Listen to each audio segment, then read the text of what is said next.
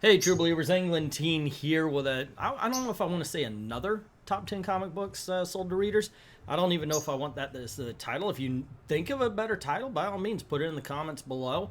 But we are going to be counting down those, what people are buying in the comic book shops, and then we're going to go over to Comixology, talk about the top 10 comic books sold to digital readers as well.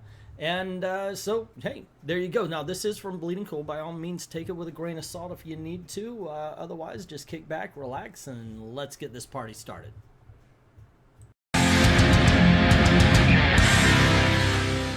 Before we do the countdown, though, let's give a shout out to all of the comic book stores that participated in the countdown. If you're in the area, stop by and say hi, and maybe even buy something. And don't forget to support your own local comic book shop. Now on with the countdown. Starting the countdown off at number 10, we have Something is Killing the Children, number 1. It's like the 8th printing. Coming in at number 9, we have Spawn, number 317. In the number 8 spot, we have X-Men Legends, number 3. Coming in at number 7 is Miles Morales Spider-Man, number 25. In the number 6 spot is New Mutants, number 17. At number 5 is Star Wars Darth Vader, number 11. Coming in at number 4, Batman Black and White. What is this, number 5? In third place, we have Robin, number 1. And the runner-up in number 2 spot is Berserker, number 2. And the number 1 comic book sold to readers this week is Detective Comics, 1035. Okay, so we know I'm a DC fan, and when I do these things, I'm rooting for DC to win and have more in the countdown. They didn't this time around. It was Marvel, 4-3, with 3 from the independent companies, so they tied with that. But I got to tell you, 2 things. One, yes, I understand DC is putting out less comics than Marvel, so they do have that going for you. But on the other hand, it is kind of really cool to see some independent comic books being thrown in the top 10, and also goes to what we've been saying about how more people are shifting over to independent comic books than ever. Because in my opinion, now, may be wrong about this, because in all honesty, Marvel and DC are losing. Independents just seem to be more exciting, more entertaining, and less woke. Can you imagine that? People have the ability to write whatever they want in their independent comic books, and they seem, for the most part, less woke than the Marvel and DC. Go figure. Anyway, yeah, Marvel won, so there you go. That's the countdown. Now let's see what the comic book shops have to say about that countdown. Oh, and side note, DC did have 1, 2, and 3, so as a DC fan, at least I could walk away with that particular win. We're going to start with Dr. No's Comics and Games Superstore, who says 4 Marvels in this week's top 10. 2 Boom, but those took first and second place, and one of them was the 8th printing of Something is Killing the Children. 2 DC and 2 Image. Major changes to our top 10 over the past year, with indie publishers routinely stalking a position in the charts, and that's a good thing. Couldn't agree more. In all honesty, I think it is kind of funny that the Something is Killing the Children, but people are excited for that book, man. That's a cool book. Hey guys, just get this going. Usagi Yojimbo should be on everybody's reading list. How about Nuclear Family? Good stuff. But I'll tell you what, the one book, well, one of the 2 books, actually this one and this one right here, Serial and Haha, get that trending. Trust me, you will not be disappointed. Another one that I've been reading, I'm trying to find it here, is, oh, here it is, Stray Dogs. Freaking awesome. Well, like I said, independent comic books are kicking all sorts of butt now, and with good reason. Like I said, with good reason. So there you go. Once again, I agree. Summit Comics and Games says Ruby Justice League had a good launch for us. Didn't quite break the top 10, but it was in range. Helm Grey Castle was solid. Summoners War Legacy was on the more disappointing side of things. So, wow, that is short. I'm wondering, is this the time to actually start this up again? The comic shops don't seem to be saying anything.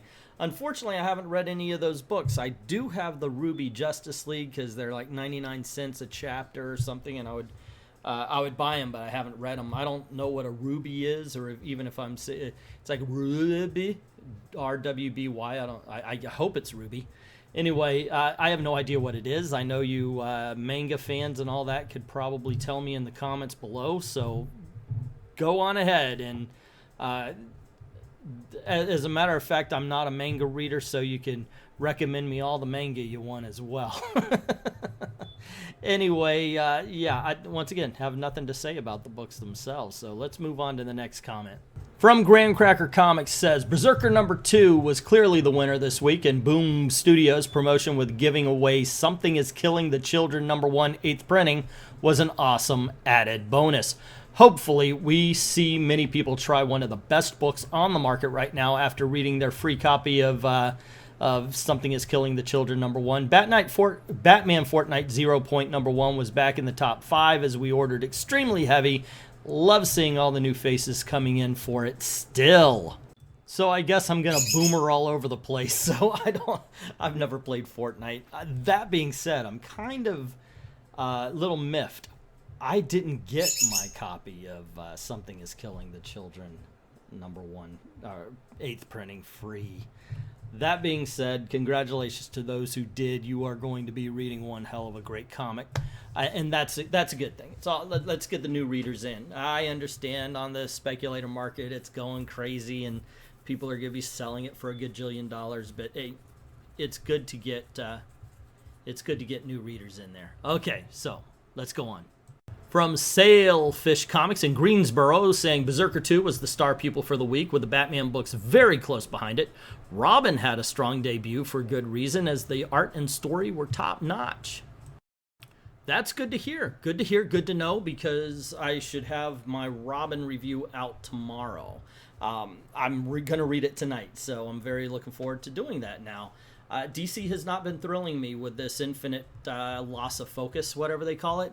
It's especially with the Batman titles. I dropped Batman. Batman is, like, to me, one of those evergreen titles, but it unfortunately proved it can't be evergreen anymore. Sailfish Comics in Concord said, probably the first time since it was new has Savage Avengers entered the top 10, which should tell you about this week's entries. Very light week with no real standouts beyond the usual Batman books. Robin was popular debut for good reason. It read well and the art was top notch.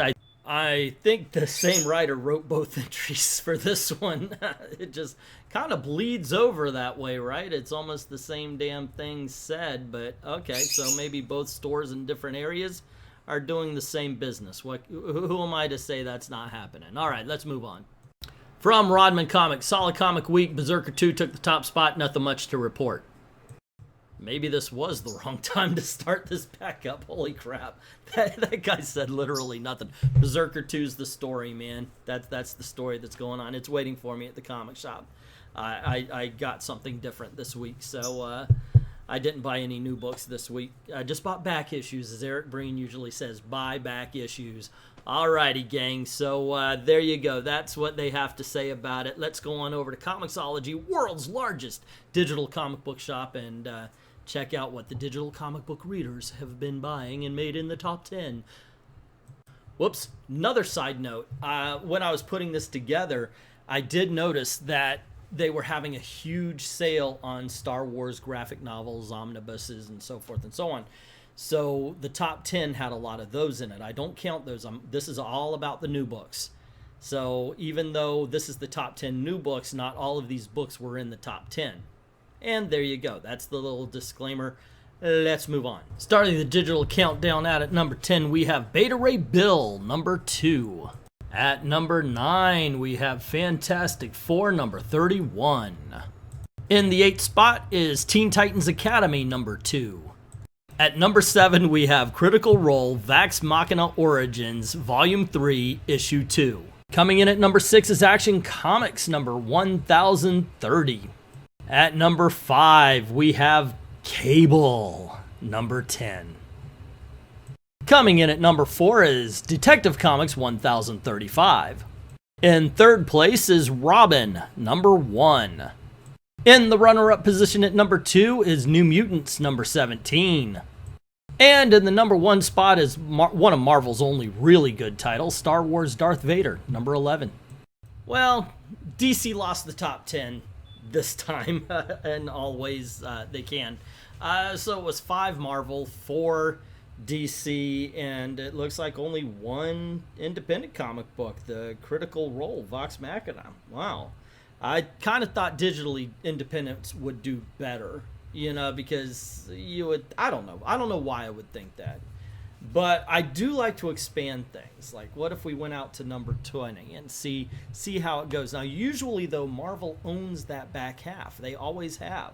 Even in the days of Rebirth, where DC was kicking Marvel's ass up and down the court, Marvel would own that back half. Why DC ever changed? Why did they? Why? Why did Dan? Anyway, you know what? Nope. I'm not going to get into that. What we are going to get into is number 11 through 20. So let's get that started. At number 11, we have Miles Morales' Spider-Man, number 25. So now it's 6-4 in Marvel's favor. Number 12 gives us X-Men Legends number 3. It's now 7-4 in Marvel's favor. At number 13, Berserker number 2 comes onto the list, giving 2 books in the entire top 20 so far to Independents. It's now Independents 2, DC 4, Marvel 7. At number 14, Once and Future number 18 enters the list. It is now Independents 3, DC 4, Marvel 7. And at number 15, crossover number 6 ties the Independents in DC, with Marvel still leading at 7. Coming in at 16, we have Savage Avengers number 20. So it's 8 for Marvel, 4 for DC, and 4 for the Independents. Coming in at number 17 is the Department of Truth number 8. And there you go. Independent Comics took over DC. They're this very 90s, guys. Very 90s. Alrighty. So now it is DC 4, Independence 5, and Marvel 8. With number 18 and Black Widow number 6 here, it's now DC 4, Independent Comic Books 5, and Marvel 9. Ladies and gentlemen, holy crap. This is a bit of a runaway. DC is getting trounced. At number 9, DC Comics remembered that they actually publish comic books, and we have the next Batman Second Son Chapter 9. So now at least DC and Independents are tied 5-5, with Marvel leading the way with, what was it, 8? No, sorry, it was 9. Good Lord in heaven. At number 20, we have the Marvels, number 1, which means Marvel wins 10-5. Wow. And look, I get it. DC doesn't put out as much as Marvel, and I'm very happy to see the independent comic books really kind of becoming something people are going after. It's really cool. I like that. I want to see more of it. Let's expand it. Frankly, I would love to see 10 DC, 10 Independents, and maybe no Marvel.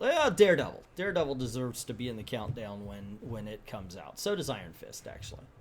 I think so. Do you know what doesn't? Cable. What the are you thinking? Seriously. Why is anybody buying that crap? Especially when, is it like a first appearance of somebody or something like that? Like the Black Widow thing? I don't know. Anyway, there you go. I'm a butthurt, sore DC Comics fan loser here, I guess.